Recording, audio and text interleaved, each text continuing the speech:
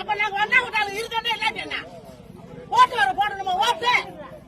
யாராலும் ஓட்டு போட்டுக்க எனக்கு என்ன செய்வது தெரியாது ஒரு ஓட்டு வர ஓட்டு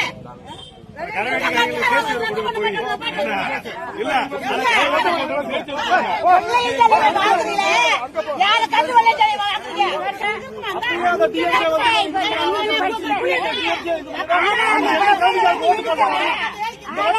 யாருக்குமே ஓட்டு போடக்கூடாது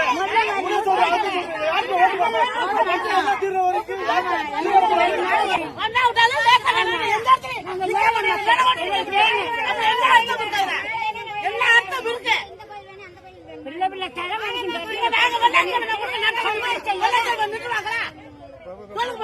யார் நிக்க முடியுமா நீங்க 6 வருஷம் கை வராம வந்துருமா